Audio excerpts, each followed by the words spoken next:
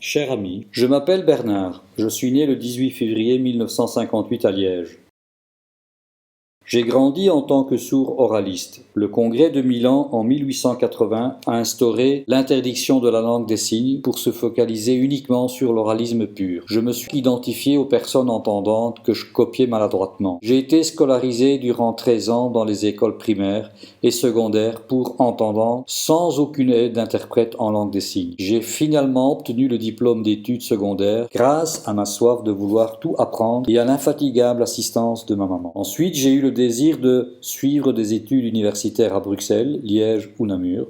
Malheureusement, en 1976, il ne m'était pas permis d'entrer dans toutes les universités belges. Elles sont enfin ouvertes à toutes les personnes sourdes aujourd'hui. Je suis donc allé étudier à l'université Gallaudet à Washington, aux USA. C'est la seule université pour les sourds du monde entier.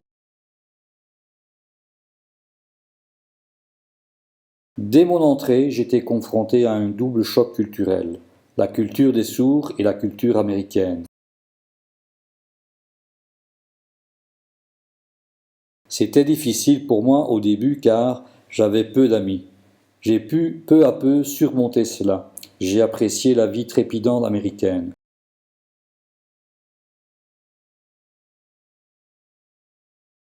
J'y ai rencontré quelques chrétiens qui me forçaient à devenir comme eux.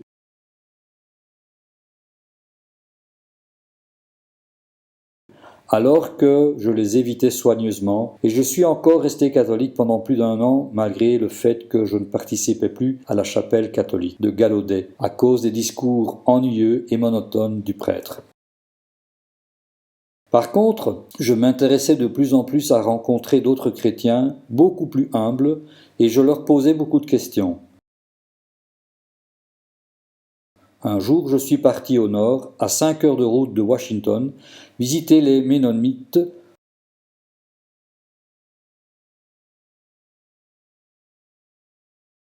Leur religion est semblable à la nôtre, mais ils sont plus proches de la nature et mettant de l'importance dans la nourriture biologique.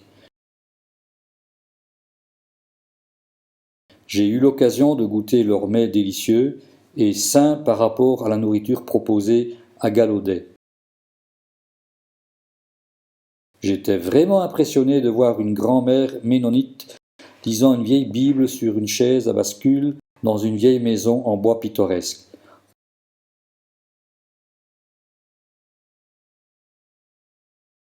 Pendant mon voyage de groupe dans l'île de Cozumel au Mexique, j'ai surpris un couple sourd lisant une Bible près d'une rivière sous un coucher de soleil et je les ai rejoints.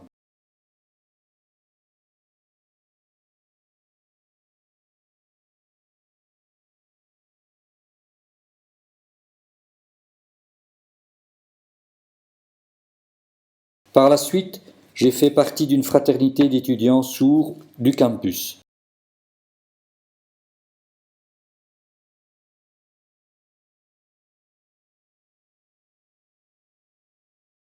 Cette fraternité avait pour but d'encourager la vie sociale, culturelle des étudiants et donnait de l'importance au leadership.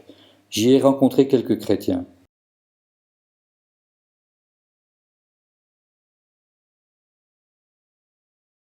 Un autre jour, j'ai vu un film chrétien qui montrait comment les nouveaux convertis ont survécu d'une façon horrible sous la domination de l'Antichrist, 666.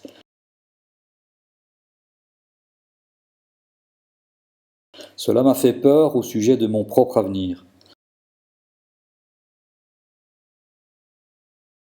J'étais impressionné par la vie simple et agréable des étudiants chrétiens remplis de bonheur et de joie et j'étais dégoûté de voir le sexe libre, l'excès de boissons et les drogues répandues sur le campus car ma famille m'a appris à me conduire comme un bon catholique.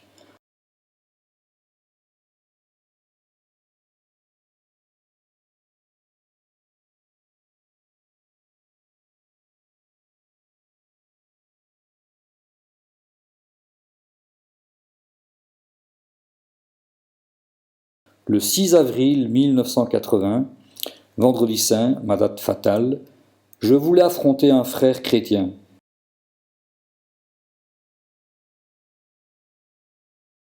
En lui posant des questions intelligentes, afin de le vaincre. Mais il m'a dit, d'une phrase forte, « Dieu n'est pas intéressé par l'intelligence, mais par l'amour. » Cela m'a frappé durement, mais a fait chavirer comme sur une corde d'équilibriste, et finalement j'ai accepté Dieu dans mon cœur et je me suis donné à lui.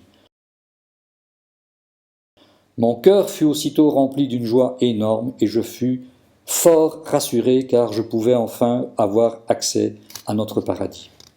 Avant ma conversion, je croyais que Jésus était un homme très intelligent et de grand cœur, sans pour autant être le Messie, Fils de Dieu et prophète.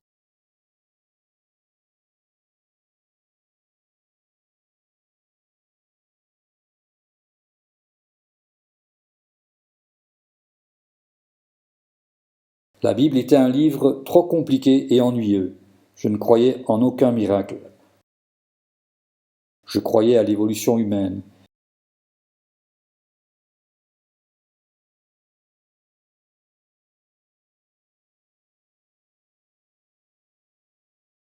Mais dès ma conversion, toutes mes anciennes croyances furent balayées d'une façon soudaine et étrange.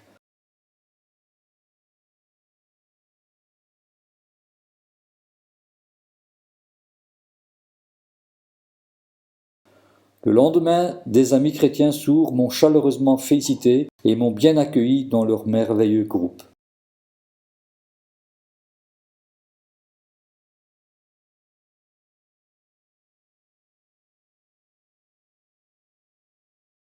En tant que nouveau chrétien, j'étais très excité et allais tous les dimanches à l'école du dimanche des baptistes sourds. 10 à 15 sourds durant 1 heure, ensuite au culte des entendants avec une bonne vingtaine ou une trentaine de sourds. C'était vraiment merveilleux de chanter en langue des signes américaine avec 20 sourds bien habillés et en communion parfaite.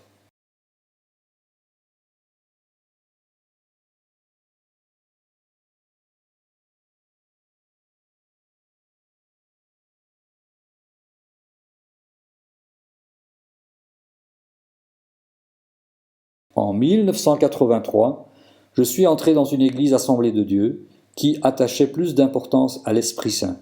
Mais j'aime toujours fréquenter toute église suivant strictement les règles bibliques.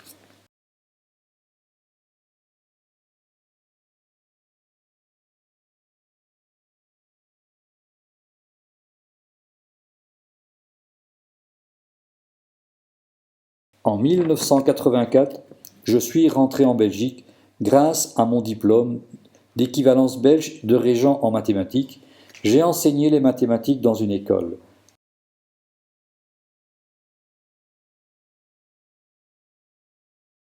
J'ai rencontré une charmante jeune fille sourde catholique et nous nous sommes mariés. Elle s'est convertie et s'est fait baptiser en novembre 2014.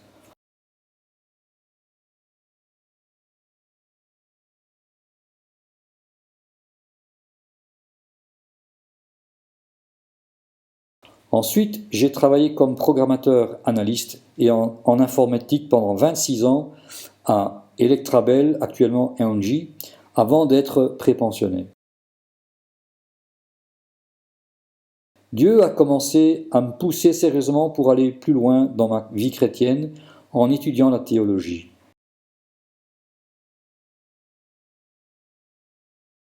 J'ai essayé d'éviter ces appels, mais finalement j'ai accepté d'entamer mes études de théologie. Mais quand j'ai appris que notre gouvernement a refusé de me procurer 600 heures d'interprétariat à cause de mon âge, je projetais de reporter d'1 an. Mais Dieu a insisté et m'a poussé vers ce séminaire malgré tout. Je pensais abandonner 2 ou 3 cours, mais Dieu m'a dit non. Finalement, j'ai réussi tous mes examens de janvier. Je suis surpris car, en dépit de mon âge, je pouvais mémoriser beaucoup de mots grecs sans problème. J'ai à présent confiance en moi-même pour poursuivre mes études.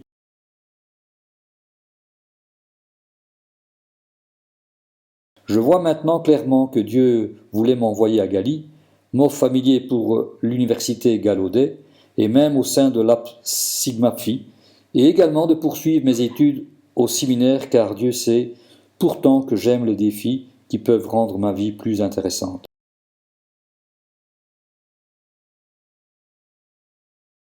Mes prochains défis sont de bien commencer mes études de master au mois de septembre.